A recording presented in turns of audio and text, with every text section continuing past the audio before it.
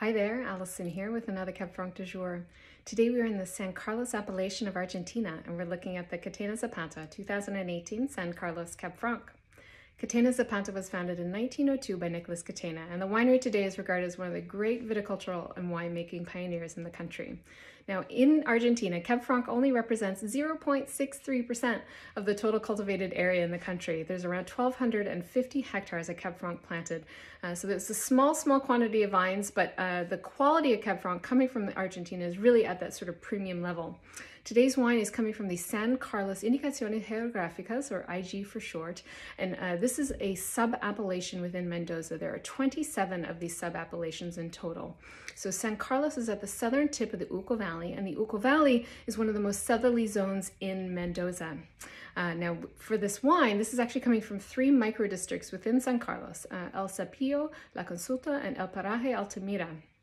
Now, because it says San Carlos on the label, that means that 100% of the grapes have to be coming from this appellation. So we're dealing with a very distinct micro terroir, if you will, within Mendoza. So this makes this very, very interesting. Now, we are situated here around 80 kilometers or so directly south-southwest of the city of Mendoza. We're in the foothills of the Andes. We're south of the Tunuyán River, which is kind of cuts through the middle of the Uco Valley. And we're at an average altitude of around 1,090 meters above sea level. That's around 3,960 feet above sea level. So how does the altitude kind of impact the viticulture and the wine? Well, first and foremost, we have the diurnal shift, the greater diurnal shift. So the big gap between the daytime and the nighttime temperatures. So the cool evenings help to preserve acidities and sort of slow down the ripening process. And then we have the impact of the solar radiation. So as we move up in altitude, the sun gets stronger, and that sun effect kind of makes for thicker skins on the grapes. And this gives us wines that will have a greater intensity in terms of color, flavor, as well as tannin. The soils here are alluvial origin, so river deposited soils, and there's about a ½ meter or so of silty sandy clay topsoil over like calcareous rocks in terms of the subsoil. The wine was vinified in stainless steel and aged in barrique, French oak barriques, 35% or so of which is new, and it was aged for 12 months. On the nose, it has a really nice sort of lift. Cab Franc has, by nature, is this wonderful perfume to it. And I am getting this wonderful, lovely kind of nose.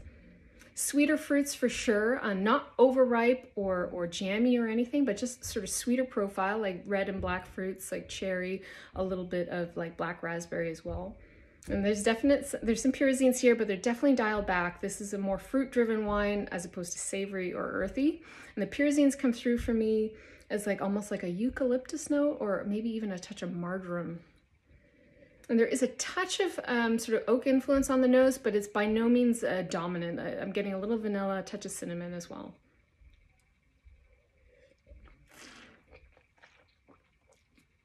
The palate has really nice mouth-watering acidity to it. The tannins, there's a definite sort of ripeness to the tannins. They're velvety and they kind of hug the tongue a little bit. They definitely fill the mouth, but there's a nice sort of gravelly kind of note on the finish of how the tannins feel.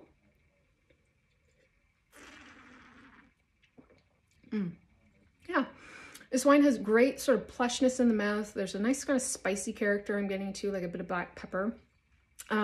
But it's super balanced. The oak is really well integrated. The wine has great freshness and just overall kind of levity to it. And it's a really wonderful kind of introduction to Argentine Cab Franc, but it's also, I think, a really great sort of example of grape and place and a super approachable example of Cab Franc, and definitely one that I would certainly suggest to people that were interested in exploring the grape for sure. If you have a favorite Cab Franc from Argentina, let me know what it is in the comments below. And of course, as always, I will be back again soon with another wine. Cheers.